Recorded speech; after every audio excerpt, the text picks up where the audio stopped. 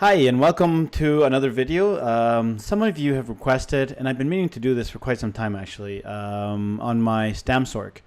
My Stamsorc's name is Carlos Baca, and he is a red guard. Alright, so before we talk about these stats, let's go through the armor. I'm going to try and keep this video under 10 minutes as much as I can, just because I like to blab on so much. But anyways, off topic. All right, so armor. I went with 5 Night Mothers and 5 Vicious Ophidian. Now, I don't have sharpened daggers for Vicious Ophidian, so the way I made this work was I made 2 daggers sharpened Vicious Ophidian. And of course, you want the enchants to be 1 weapon damage and the other one to be poison damage. Weapon damage does not stack, so there's no point in having both of them being weapon damage. As far as I'm aware. I could be mistaken. If I'm mistaken, please let me know. So, and then the last 2 pieces are Velodreth. Lovely Velodreth. Love it or hate it, you know, it's still a good set. So, again, 5 Vicious Ophidian and 5 Night Mothers. The skills that I'm using are on my front bar. On my front bar, I'm using Rearming Trap, Rapid Strike, Steel Tornado, Hurricane, and Bound Armament. Bound Armament must be on both bars. If it's not, it's going to drop off when you swap bars. And my ultimate I'm using is Flawless Dawnbreaker on my dual wield. On my bow, which is a Maelstrom sharpened bow, by the way. I don't know if I showed that, but here it is, Maelstrom bow sharpened. I golded out my gear, but you don't really have to. But anyways, it's recommended that you do for the weapons.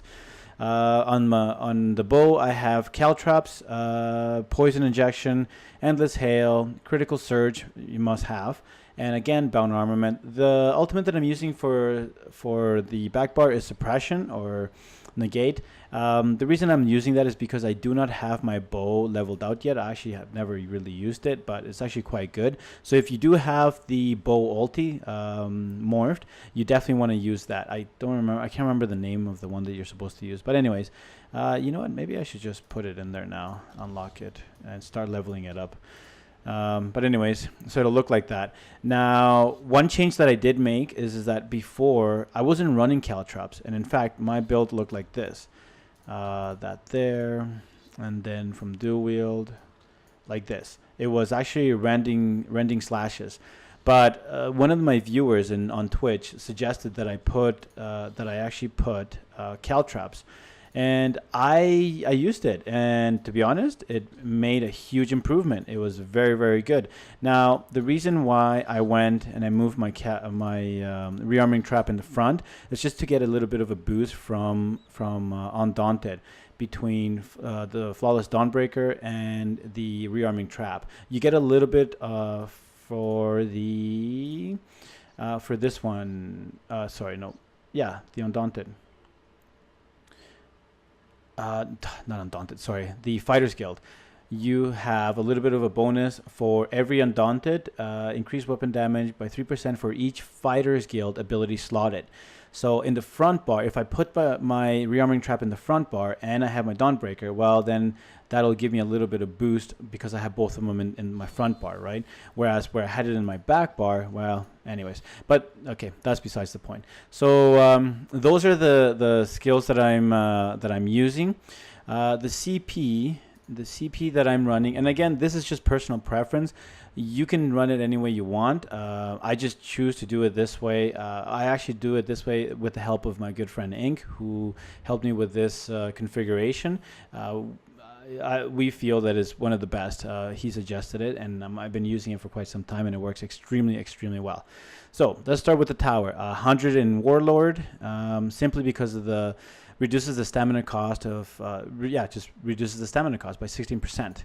On the Lover, 77 on Mooncalf. Again, increase my stamina recovery by 20.8%. I went with 77.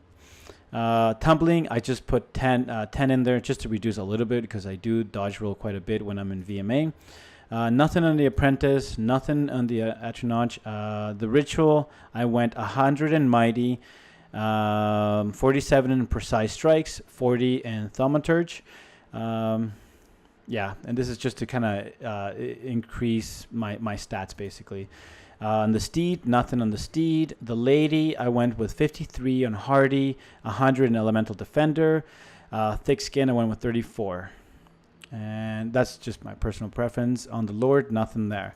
And that's about it. A few little things that I will mention that that you want to make sure you have, and this is just what I do. I'm sure some people, and you must do it if you're a Stamsorc.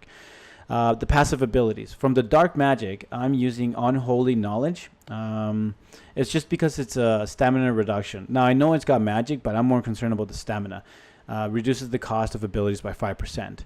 Daedric Summoning, I took the Power Stone and Daedric Protection from the passive abilities. It just gives me, the Power Stone gives me back ultimates. Daedric Summoning ability slotted increases your health and stamina recovery by 20% when a Daedric Summoning ability is slotted. So that's where the Bound Armament gives me a little bit of a boost, right? Which is great. Storm Calling, of course, I took the Hurricane and Critical Surge. And on Storm Calling, you basically have to take all of the passive abilities. On Weapon, on Dual Wield, you want all the passive abilities of Dual Wield. Those are, all of them are very, very good.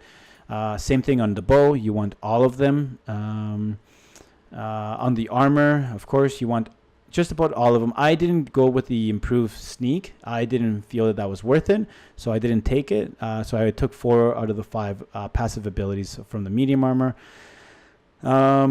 So from the guild, as you saw, I'm using Flawless Dawnbreaker and Rearming Trap. I took all of them except the Bounty Hunter. Actually, you don't even have to take the Intimidating Presence. That's more of a questing and PvE, but I took it because I do have to do some quests with this tune. Nothing in Mage's Guild, nothing in Thieves Guild. Undaunted, you must take these 2 passives. If your health is lower than mine, you're missing these 2 passives from the Undaunted. My Stamsorc is a Red Guard, so the Red Guard is very good for sustainability. A must-have, in my opinion. Yeah, so make sure you take all those passives. One of the things that, and I'm not even running it, I do recommend you do, is on the passive abilities of the crafting, the alchemy, definitely take the medicinal use. It's just because it's going to give you a boost on the length of the length of time the pots last for you. So as you can see, when using potions, resulting effects last 10% longer. And I think when you take it, I think it's like 47. I think it just extends the length and time that the pots last. So I definitely recommend you do that. Yeah, and that pretty much does it. Now let's look at my stats. Do I have food on? Yeah, I do have food on. And did I mention the food? Sorry if I didn't mention the food. The food that I run is this braised rabbit with spring vegetable. Sounds delicioso. The pots that I usually run are Essence of Weapon Power. Now, if you're learning vMA and you don't have to use these Essence of Weapon pots, I definitely recommend you use the trash pots. Even myself sometimes just run with the Essence of Stamina, especially if I'm just going to be testing things, certain abilities or certain combos. I usually just run trash pots. But when I'm trying to go for score, I definitely use the Essence of Weapon Power. Those are very good pots. Okay, now my stats. My stats are as follows. These I would call unbuffed. Maximum health is 16,129. Obviously very squishy, but it's a Stamsorc. You're generating health as long as you keep killing. So as long as you keep killing, you'll be fine. Maximum stamina is 34,423. Stamina recovery is 914. Again, these are all the stats unbuffed, right? Weapon damage is 3286. Weapon crit is 71.7. Physical resistance 11k-ish. Spell resistance doesn't matter. So that's my stats unbuffed. If I was to buff them up, let me just do that real quick and take the pot. So my stats, all of a sudden my health stays the same. My maximum stamina goes up because of the bound armament to 36,882. Stamina recovery goes to 1017. Weapon damage goes up to 3804, and weapon crit goes to 81.7. Physical resistance goes up as well because of bound armament. So yeah, make sure you definitely keep bound armament because I sometimes forget to put it on. So as you can see, it's a good setup. Now, with the, now keep in mind that this is before patch 13 Homestead. This is only good until February the 6th, 2017. Once the Homestead is released, Velodreth is probably not going to be any good. Maybe a one set, but not both set. The second item isn't gonna proc anymore. So maybe you might use one. Now, one of the sets that I have been looking into, and it's quite good, is the Spriggans.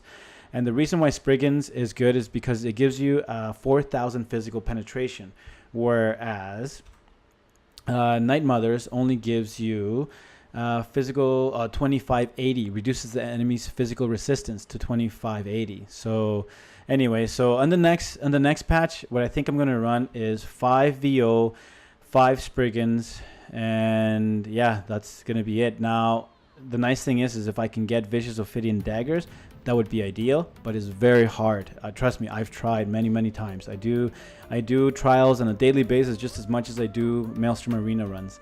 So, but anyways, that's the gear that I have right now. This is before Homestead.